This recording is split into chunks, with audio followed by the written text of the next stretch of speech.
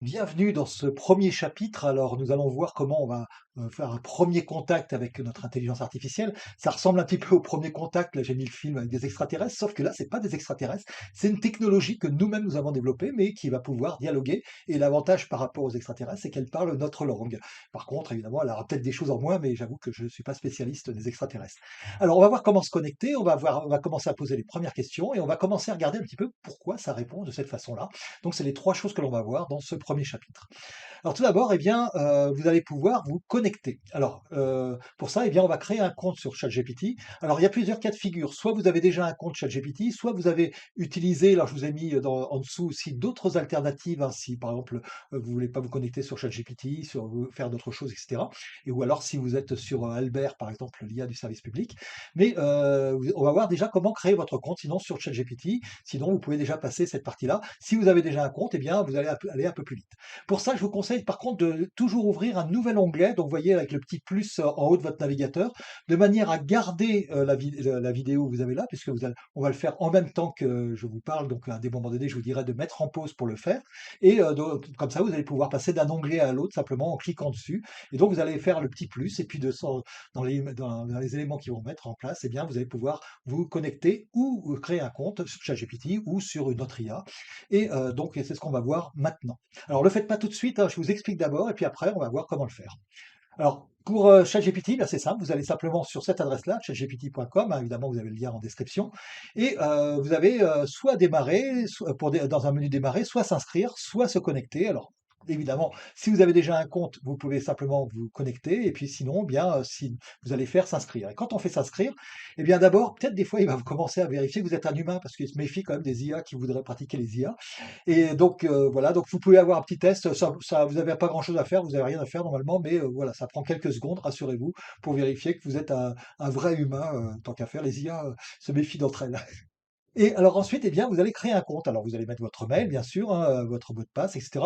Si vous le souhaitez, vous pouvez aussi utiliser votre compte Microsoft, Google ou Apple, hein, ça suivant le cas de figure. Mais sinon, en général, eh bien, vous mettez votre adresse mail, soit adresse professionnelle, soit adresse perso. Ça dépend aussi dans quel type de caisse vous êtes, hein, donc ça peut évidemment varier.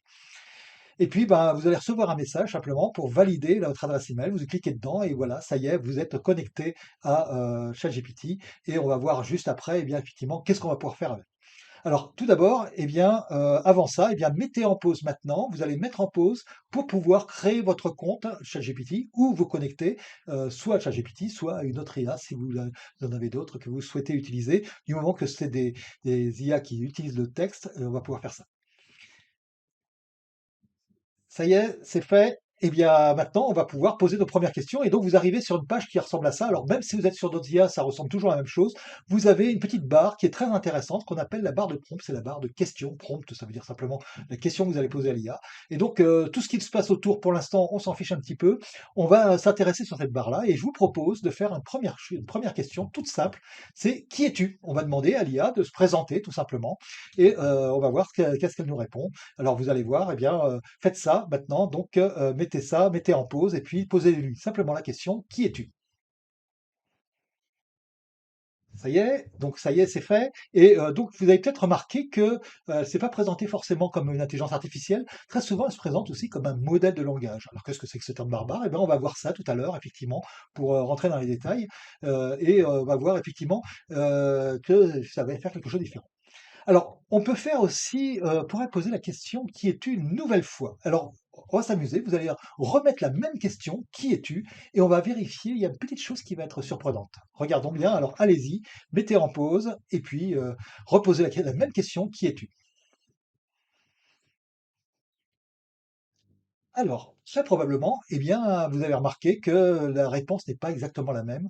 Pourquoi? Parce que l'IA va générer la réponse au fur et à mesure. C'est un petit peu comme avec un collègue, vous posez une question à un collègue et puis à un moment donné, vous reposez la même question et la réponse va être évidemment cohérente, hein, il vaut mieux que ça soit cohérent bien sûr, mais pas forcément avec les mêmes mots puisque en fait, eh bien nous-mêmes, nous générons les textes, et au fur et à mesure que je vous parle, j'ai pas de prompteur et je génère le texte effectivement au fur et à mesure que je vous le dis et les IA font la même chose. Alors, avant de rentrer un peu plus dans les détails, on va quand même s'amuser un tout petit peu quand même, parce qu'il faut quand même regarder des choses là, et on va essayer d'être un peu plus créatif. Alors, je vais vous montrer ce que moi j'ai fait, et après, je vais vous proposer de, ben, vous-même, de vous lâcher un petit peu, et puis on va voir ça. Je lui ai demandé de se présenter en vers, à la façon de Baudelaire, puisqu'en fait, il a lu. On va voir que les IA ont lu la plupart des livres, etc. Donc, que ce soit des livres de management, de juridique, de comptabilité, ou bien la littérature anglaise, française, chinoise, etc. Et donc, eh bien, voilà ce qu'il m'a répondu. Il m'a dit: «Je suis un modèle de langage, une étrange entité née de la technologie, élevée par l'intelligence artificielle. Mes mots sont des flux de données et des algorithmes déployés pour répondre à vos questions sans pause ni sommeil». Vous voyez, il est même capable de générer pas simplement du texte, mais même des vers. D'ailleurs, j'aime bien quand même, je vous lis quand même le deuxième vers, deuxième strophe parce que je la trouve sympa. «Je suis de ChatGPT, un poème sans poète». Ça, je trouve que c'est plutôt bien trouvé. «Mon existence est virtuelle, mais mes réponses sont bien réelles. Je puise dans les données, dans les textes qui vous intéressent pour vous apporter des informations dont vous avez besoin fidèles». Et puis bon, vous pouvez lire la suite, mais moi je me suis amusé aussi à lui demander de faire ça, de se présenter en haïku. Alors vous savez, les haïkus, c'est ces petits poèmes japonais de trois mots, de trois vers très courts. Et là, il m'a répondu: «Je suis ChatGPT, un modèle de langage né au service des mots». Alors, qu'est-ce que vous allez faire maintenant? Eh bien, amusez-vous, vous allez pouvoir lui demander de se présenter à la façon de qui vous voulez. Alors, j'ai déjà eu Wonder Woman, j'ai déjà eu Jean-Claude Van Damme, vous pouvez le faire si vous le voulez, mais voilà, ou lâchez-vous, amusez-vous, et puis on va faire ça. Donc, mettez en pause dès maintenant, et puis demandez-lui qui il est à la façon de qui vous voulez.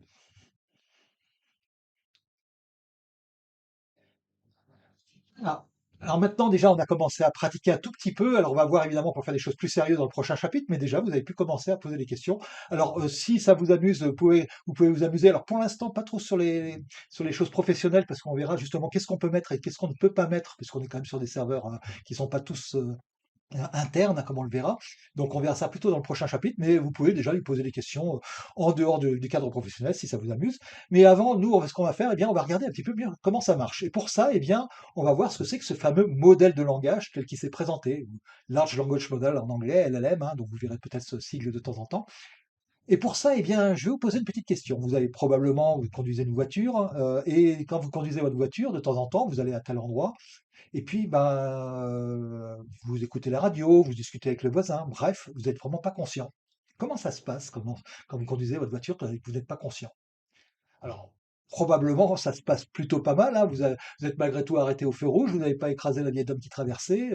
Donc, en fait, pourquoi on fait ça? Eh bien, c'est parce que notre cerveau, eh bien, est une machine à prévoir la prochaine action en fonction du contexte et de tout ce qui s'est passé précédemment. Donc, si vous voyez un truc rouge qui s'allume à un moment donné, vous savez même pas encore si c'est un feu rouge ou non, eh bien, naturellement, votre pied va se rapprocher du frein.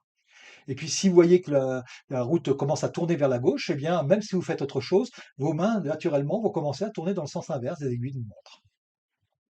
Alors finalement, eh bien, c'est exactement ce que fait un modèle de langage. Il va chercher le prochain mot, au lieu de chercher la prochaine étape, la prochaine action, eh bien, il va chercher le prochain mot.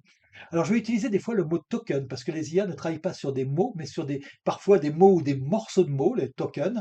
Donc, un token, c'est donc un morceau de mot ou un mot complet selon le cas de figure. Par exemple, dans un verbe, la racine et sa conjugaison, eh ben, c'est des fois plus facile de pouvoir les séparer et donc il va travailler là-dessus. Pour vous donner un ordre de grandeur, mais c'est vraiment un ordre de grandeur, eh bien, 300 mots, ça fait à peu près 400 tokens. Mais voilà, bon, très souvent, j'utiliserai le mot token ou le mot mot de façon un peu interchangeable dans notre cas de figure. Et on va s'amuser maintenant à jouer à l'IA. Je vais vous donner un début de phrase et puis je vais vous proposer, eh bien, alors on va pas prendre tout le corpus de la langue française, on va prendre juste 4 mots pour voir, eh bien, à votre avis, quel est le prochain mot le plus probable. Alors, Jean a mangé un, et vous avez le choix entre camion, chat, poire et kiwi. Alors, à votre avis? Alors, si vous avez dit poire, attention, parce qu'on dit pas un poire, on dit une poire. Donc c'est peu probable que ces gens à manger un, ça soit une poire. Par contre, ça pourrait être kiwi, bien sûr. Alors camion, je dis plutôt se manger un camion, donc ça marche moins bien. Et puis pour le chat, c'est un peu culturel, ça dépend des pays, mais voilà. Donc on va dire que de façon la plus probable, eh bien, Jean a mangé un kiwi. Et voilà, vous avez fait exactement comme le fait l'IA, avec un plus grand corpus, évidemment, là-dedans. Alors justement, attention, quand c'est plausible, il va faire créer des choses, des phrases qui sont bien faites, qui sont les plus probables possibles, mais ça ne veut pas forcément dire que c'est vrai. Alors je m'étais amusé au début de ChatGPT à lui poser une question toute bête en lui disant: «Mais finalement, Jean-Michel Cornu, c'est moi, a fait tomber le mur de Berlin en quelle année?» Et la réponse la plus probable était en 1989 et j'étais très fier de dire que j'avais berné l'IA. Alors ça marchait bien au début, maintenant quand même les IA sont un peu mieux améliorées, elles vérifient les choses un peu mieux.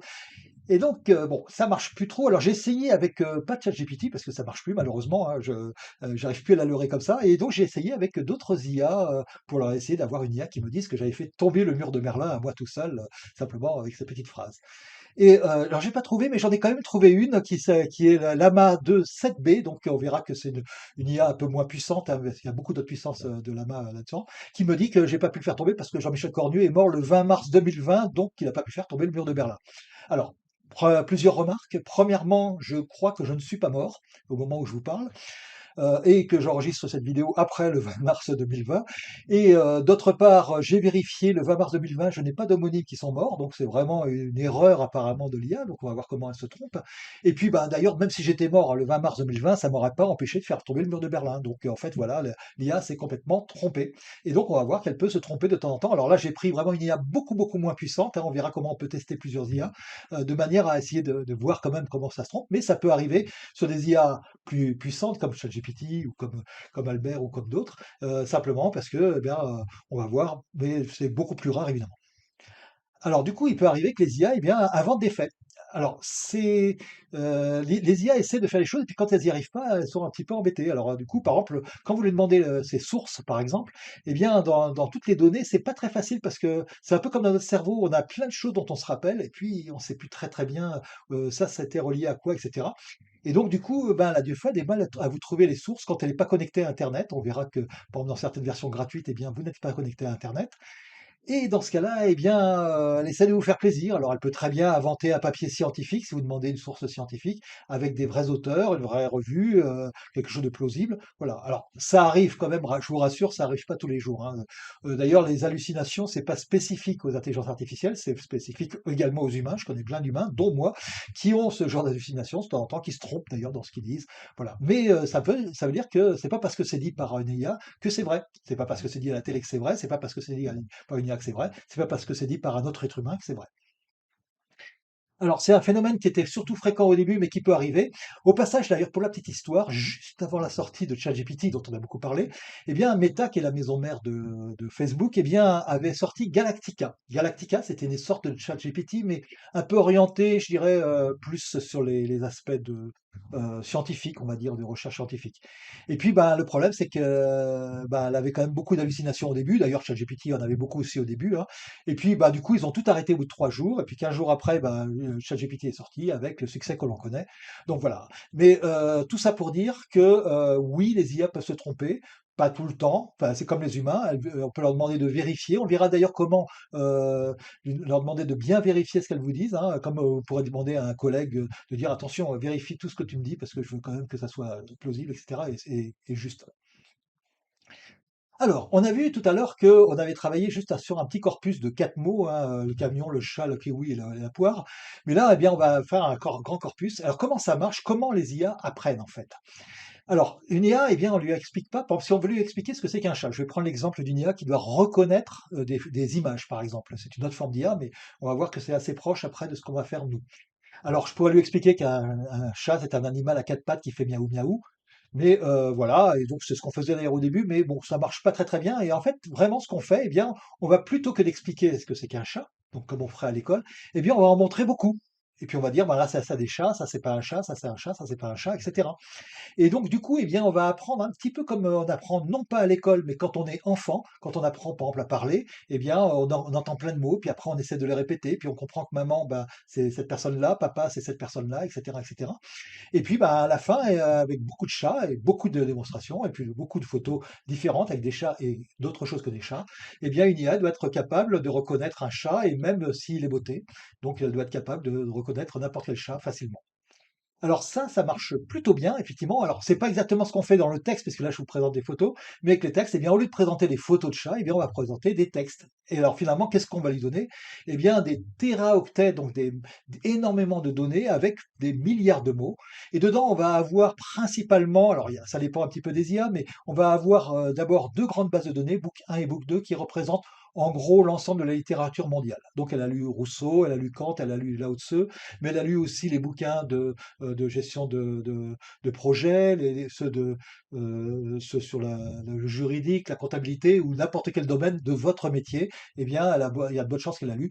Alors dedans, on n'y trouve pas tous les romans de gare quand même, mais on y trouve quand même quelques romans importants, hein, donc voilà, mais en gros, eh bien, elle a lu quand même beaucoup, beaucoup de livres, jusqu'à une certaine date d'ailleurs, qui varie en fonction des époques. Mais évidemment, à un moment donné, on va arrêter, et puis après, eh ben, il faudra qu'elle aille sur Internet, si elle a le droit d'aller sur Internet, pour aller chercher des informations nouvelles. Mais jusqu'à cette date-là, eh bien, tout ce qui a été fait en livres, principalement, hein, pas tous les livres, mais les principaux livres, eh bien, elle les a. Pareil pour le web. Alors pour le web, on va pas lui donner tous les sites web, hein. D'abord, on va pas éduquer les enfants avec X, Twitter ou avec Facebook, c'est pas vraiment une très bonne idée. Et donc finalement, eh bien, on va essayer de sélectionner un très grand nombre de sites web qui sont plutôt de bonne qualité. Alors Légifrance en France, ou alors les différentes caisses d'assurance maladie, les différents sites, ou les différents ministères, ou d'autres choses encore, etc. Et donc ça, dans les différents pays. Et donc vous imaginez, ça représente quand même beaucoup de choses. Et puis, bah, tant qu'à faire, aussi des encyclopédies comme Wikipédia, par exemple, pour arriver à ça. Alors, Wikipédia, par exemple, dans la version GPT 3.5, qui était la version antérieure de GPT, eh bien, ça représentait 3% du corpus, pour vous montrer à peu près tout ce qu'elle apprend. Donc, ça veut dire que l'IA a appris par cœur l'encyclopédie, pas moi, hein, je vous rassure. Et puis, bah, finalement, ça représente une petite partie de toute sa connaissance. Donc, elle a énormément de choses. Vous avez à votre disposition un conseiller qui, si vous savez bien l'utiliser, on va voir comment bien l'utiliser, eh bien, est capable vraiment d'aller chercher dans tout le savoir des humains, dans les meilleurs livres, dans les meilleurs sites web, etc., etc. Alors, du coup, eh bien, comment on fait pour apprendre, en regardant plein de chats ou en regardant plein de livres tout seul comme ça, avec ce qu'on appelle le deep learning ou l'apprentissage profond en français? Eh bien, on va pas utiliser des techniques habituelles de l'informatique, mais plutôt les techniques habituelles, j'allais dire, des humains, puisqu'on va utiliser des réseaux de neurones. Alors, c'est pas des réseaux de neurones biologiques, hein, même s'il y a eu des petits tests dessus, mais c'est plutôt des programmes qui vont calculer les neurones. En fait, un neurone, c'est simplement une petite boule qui additionne tout ce qui vient des différents autres neurones auxquels elle est connectée, et puis qui va dire, ben voilà, je dis oui ou je dis non, etc., sur tout ça. Et on va faire ça, alors soit avec des programmes informatiques, soit avec du silicium aussi, hein, avec des puces dédiées. Mais finalement, eh bien, avec ça, eh bien, on va être capable de pouvoir rentrer à gauche, eh bien, plein d'images, par exemple, et puis à droite, eh bien, on va pouvoir dire, bah, tiens, ça c'est un chat et c'est pas un chat. Et où est-ce que ça va se stocker? Eh ben, il n'y a pas un neurone du chat. Vous n'avez pas un neurone du chat spécifique dans votre cerveau, hein, ou du moins, c'est pas tout à fait comme ça que ça marche. Et par contre, eh bien, vous avez des liens entre ces neurones. Alors pour les humains, on appelle ça des synapses. Là, on va faire simplifier, hein, on va pas faire des trucs très compliqués. Au lieu d'avoir des tas de neurotransmetteurs, tout ce qui se passe, etc., on va mettre juste un lien entre les neurones et on va mettre un chiffre. On va stocker en mémoire juste un chiffre qu'on va appeler un paramètre. Et donc, on va avoir, eh bien, des paramètres. Donc, chaque fois que vous avez un petit lien entre les neurones et chaque fois que vous avez une petite flèche, eh bien, on va mettre un lien. Et quand vous rentrez les photos, eh bien, le chat va se stocker dans tout ça de façon distribuée. Donc, il va mettre plein de chiffres. Et puis, si maintenant vous voulez apprendre à votre réseau de neurones ce que c'est qu'un chien, eh bien, tous les chiffres vont changer, mais il va continuer de se rappeler ce que c'est qu'un chat, tout en sachant ce que c'est qu'un chien. Et ça, c'est donc on n'a pas de stockage très précis, on ne sait pas exactement où ça se trouve dedans, puisque ça se trouve de façon distribuée, mais ça marche exactement comme l'équivalent d'un cerveau humain. Alors, c'est pas parce que c'est l'équivalent d'un cerveau humain qu'on fait toutes les fonctionnalités d'un cerveau humain, hein. Pour l'instant, vous ne lui demanderez pas d'avoir des grandes émotions, hein, bien sûr. Mais par contre, eh bien, on va pouvoir effectivement simuler un certain nombre de choses de la cognition humaine, comme de la capacité d'apprendre en lisant, en écoutant, etc., etc. Alors, pour vous donner un exemple, eh bien, on va avoir quelques centaines de millions à quelques centaines de milliards de paramètres, hein. ChatGPT, en général, on est plutôt dans les centaines de milliards de paramètres, hein, dedans. L'IA que j'ai réussi à bluffer, qui m'a répondu j'étais mort, a été plutôt à 7 milliards de paramètres, ce qui est pas beaucoup. Alors, pour comparer un cerveau humain, alors nous, on n'a pas des paramètres, on a des synapses entre nos neurones, hein, eh bien, il y en a 860 000 milliards de synapses dans un humain.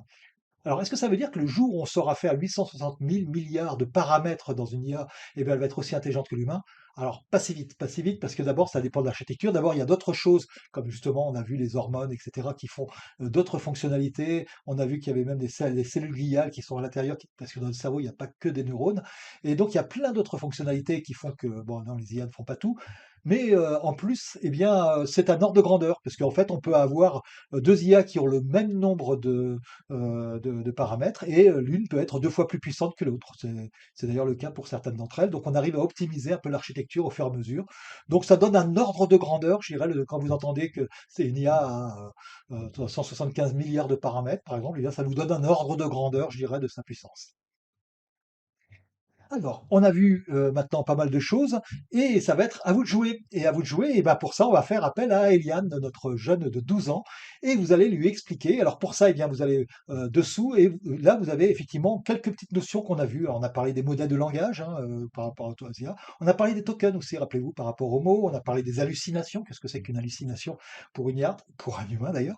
On a parlé du deep learning avec l'apprentissage profond, donc une méthode d'apprentissage particulier pour les modèles de langage avec des réseaux de neurones justement, qu'est-ce que c'est qu'un paramètre, et puis le corpus d'apprentissage, on a vu qu'il était très grand, beaucoup plus grand que le petit test qu'on avait fait avec nos 4 mots pour savoir ce que Jean avait mangé. Alors pour ça, eh bien, c'est simple, vous allez aller dessous, juste dessous, vous avez un lien, un petit bouton qui vous permet d'aller directement sur un lien pour arriver à avoir une sorte de ChatGPT un peu amélioré ou une autre IA un peu améliorée qui vous permet directement, eh bien, qui vous demande, bah tiens, explique-moi ce qui se passe. Et donc vous allez lui expliquer. Et puis bah, Eliane, donc le nom de cette IA qui simule un enfant de 12 ans, va vous dire ça j'ai bien compris. Alors je vais vous donner 10 points par exemple. Ça, j'ai pas bien compris, mais essayez de me le réexpliquer. Et puis, si vous arrivez bien à lui expliquer de façon un peu plus claire, eh ben, il va vous donner 5 points. Et Eliane va passer la main après au professeur mentor qui lui va dire ça, c'est pas mal, vous avez bien expliqué, mais attention, parce que là, il y a des petites inexactitudes, là, là et là. Et bien, là, eh bien, le professeur mentor va dire je vous retire 5 points, mais vous pouvez les regagner quand même. Il vous suffit de me réexpliquer, je vous expliquer pourquoi vous êtes trompé là. Réexpliquez-moi ça bien pour Eliane, que ça soit compréhensible, et pour moi, et vous allez regagner les points. Alors voilà, c'est un petit jeu pour savoir combien vous avez de points, mais c'est pas le plus important. Amusez-vous surtout et puis essayez de mettre ça. Alors faites-le tout de suite, hein, parce que vous allez voir que c'est pendant que c'est frais, en l'enseignant à Eliane, eh bien, vous n'aurez plus besoin de faire d'efforts, vous saurez toute votre vie ce que c'est qu'un modèle de langage ou des réseaux de neurones. Alors attention, eh bien, mettez en pause maintenant pour pouvoir discuter avec Eliane et lui raconter tout ce que vous avez appris aujourd'hui. Voilà, vous l'avez bien fait, sinon attention, faites-le maintenant, hein, parce que c'est vraiment maintenant qu'il faut le faire, puisque après, eh bien, on va terminer maintenant, on va terminer. On a vu comment se connecter sur une IA, hein, donc sur un modèle de langage. On a fait poser les premières questions, alors des premières questions très simples, qui es-tu, mais on a été un petit peu plus loin pour voir qu'on pouvait faire des choses un petit peu plus amusantes. Et puis on a commencé à regarder comment tout ça, ça marchait. Et la prochaine fois, eh bien, on va pouvoir commencer à rentrer un peu plus dans les détails pour pouvoir l'utiliser de façon professionnelle.